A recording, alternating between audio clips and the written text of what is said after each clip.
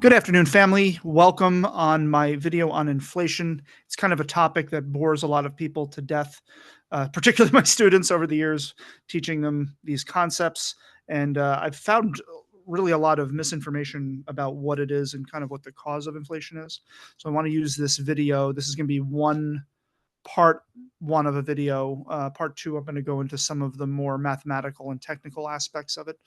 And what I want to do is clear up the misinformation, obviously, for one, but two, a lot of this framework on inflation is going to be a pretty good grounding point for us to make economic and financial decisions going forward if it hasn't been used in that manner already. So let me kick it off with two things I'm going to share. One is a PowerPoint slide real quick, and then I'm going to go into my OneNote to kind of draw some of these concepts out. So hopefully they'll stick in a little bit. So let me share my screen. Stop that from the beginning. Let me go over the outline. I'm going to go over some inflation quotes so we can narrow down and define our terms a little bit. I'm also going to give you some examples, again, on the OneNote as well. And then I'm going to end it with kind of a thinking experiment of other places that we can go with this inflationary environment that we're in and have been in for over 100 years now. And one of the things that I want to kind of narrow down here is what inflation is from a policy standpoint on the government end. There's two types of policies that we're dealing with, and I'm going to show where inflation fits in with that. One is called fiscal policy. One's called monetary policy. And fiscal policy is specifically designed for the tax and spend actions of Congress at the federal level, the state level, maybe even your municipal level if you have a city council. But I'm going to stick with the feds because that's kind of what we're mostly used to. Through the Ways and Means Committees and the Appropriation Committees, revenue is raised and then revenue is spent on whatever Congress and the president deem they're able to spend it on. So as an example, a bill would have to go through the House of Representatives. The exact replica of that bill would have to go through the Senate. There's a joint committee usually between those two bodies because whatever goes to the president's desk has to be identical between the two chambers. And that could be, one, to amend the Internal Revenue Code on things that could be exempt from taxation, things that could be adding to the Internal Revenue Code to increase taxation and revenue, and then obviously bills to spend that revenue accordingly. Monetary policy is a little bit different. Monetary policy is a set of actions that control the nation's monetary supply through what we know as a central bank, otherwise known as the Federal Reserve. This is very much separate from any legislative or executive activity. Now, influence peddling does happen. I'm sure congressional leaders and presidential leaders and even, staff, whether it's the Treasury Secretary, do have influence on which way monetary policy can go and not go. But these are decisions that are made independently of any lawmaking body that we have currently in Congress or on the president level. So an example, interest rate adjustments. Interest rates go up, interest rates go down. That's part of one of the tools that the Federal Reserve has to enact monetary policy. Or reserve requirements for banks is another good one. As an example, just to keep the numbers simple, a bank may have, let's say, a 10-to-1 ratio. They can loan out 10 times as much as they have on reserve at the bank.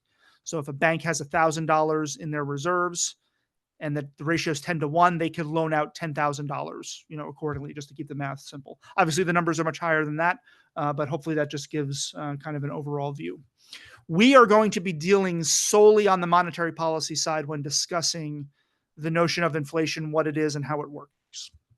So I'm going to go over a couple of quotes, starting with the most recent and then going back in time to show everybody how this works, how far this goes back, and that also this, even though it's been politicized, this is not a political issue.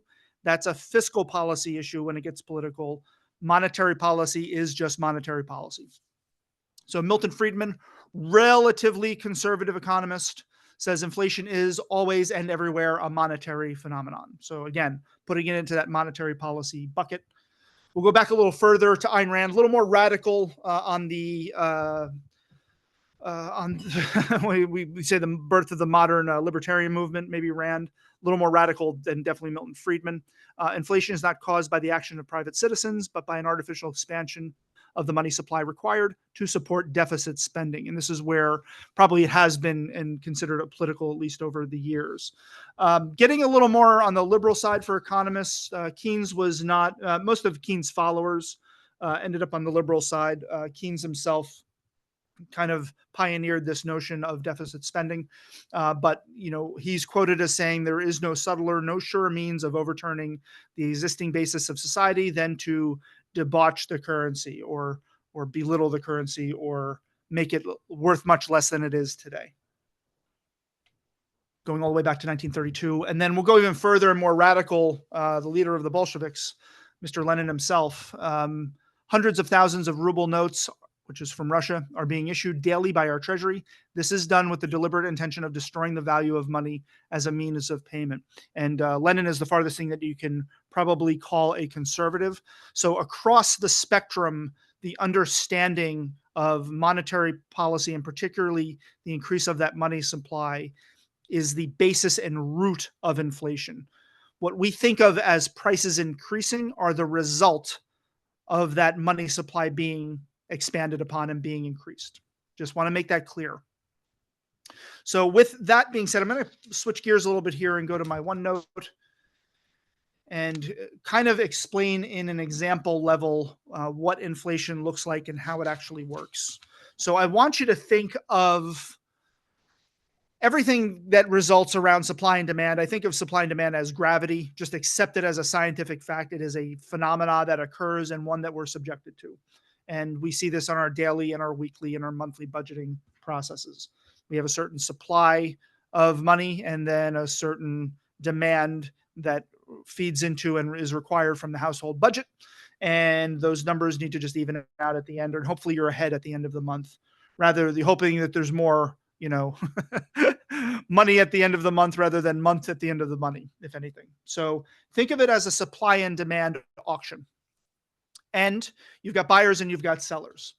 So when you have a higher supply of dollar bills and more buyers waving around their dollar bills or their $20 bills or their $5 bills, and you have a less amount on the selling side, I'll use Pop-Tarts as an example because everybody knows what a freaking Pop-Tart is.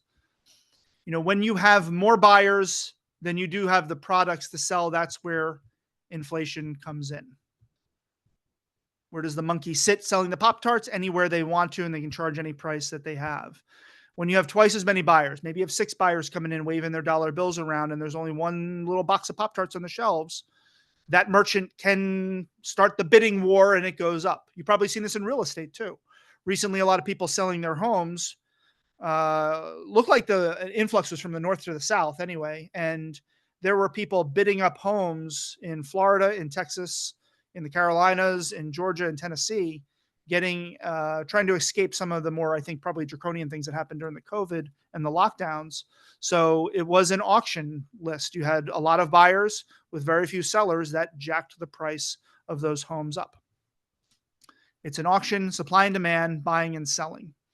Now, when you have the opposite side and you have very few buyers, but you have a lot of stuff on the shelves, and whether we've seen this with Pop-Tarts, whether we've seen it with cereal, whether we've seen it with anything else that could be considered perishable with an expiration date, the merchant wants to move that product that they paid for off the shelves. So that's where you'll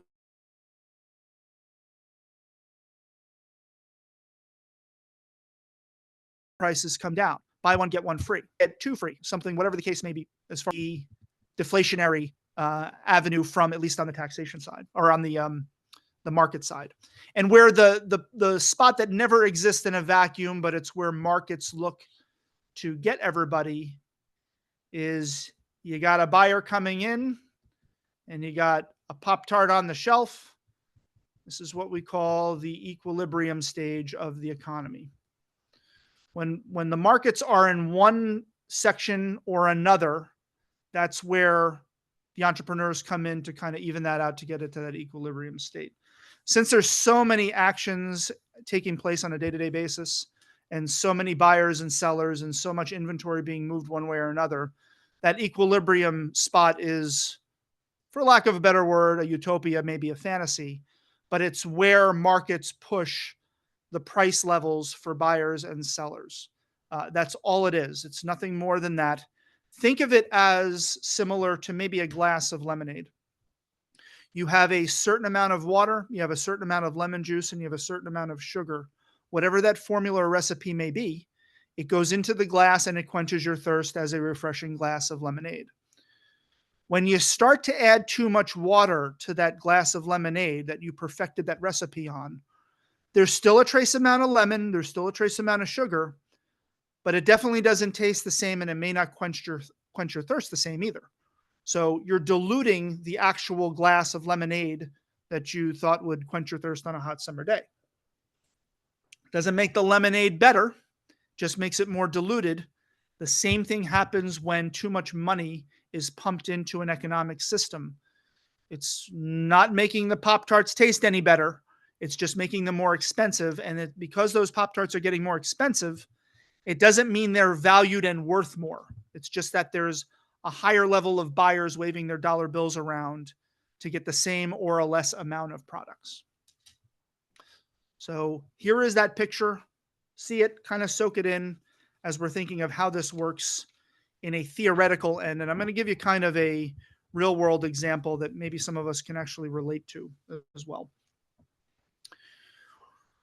So how does this work on the practical end? I'm going to, since the Federal Reserve is the one that prints up this stuff or just puts more little digits on a computer screen, whichever you want to go about it. Federal Reserve, printers go brrr, and you're ending up with dollar bills everywhere. You get a dollar bill. You get a dollar bill. You get a dollar bill too. And the Federal Reserve, well connected with this person over in California. I'm sure we're all familiar with who Nancy Pelosi is. Nancy Pelosi, and maybe some of her friends as well, depending on how many of these dollars go floating around. The earliest recipient of these dollars is the most advantageous one because they get the fresh stuff off the hot press and the printers before the prices actually go up.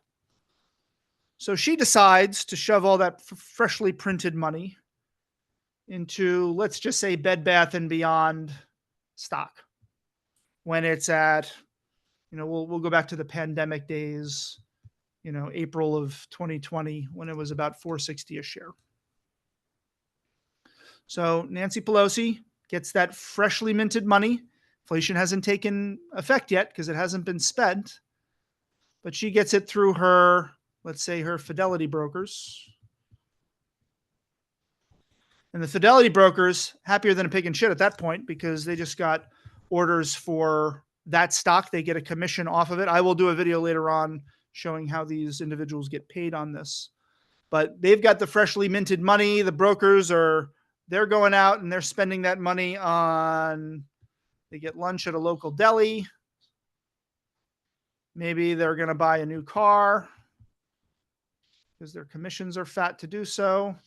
Maybe they hit their cocaine dealer. Whatever the case may be that brokers do, not too sure. But that money is now floating around in these businesses for the deli, the Lexus dealer, and the guy probably selling them the 8-ball of cocaine. Now, it takes time for that to get flustered through the system. So they get paid. Usually it's depending on how fast the trade gets taken in, usually about 2 or 3 days. Commissions get paid shortly thereafter. Let's say it just takes a month amount of time. So this is April. They get paid in May. And then these three, they're going to want to, who have the businesses for, let's say, your cocaine enterprise, your car dealership or your deli, you're paying your people and your employees because you're making that money accordingly. And then they decided to spend it themselves. You said, you know what? I want BBBQ stock because that sounds like a good deal, except the problem is By the time that gets into your paycheck and you're ready to budget and spend for it, it's June.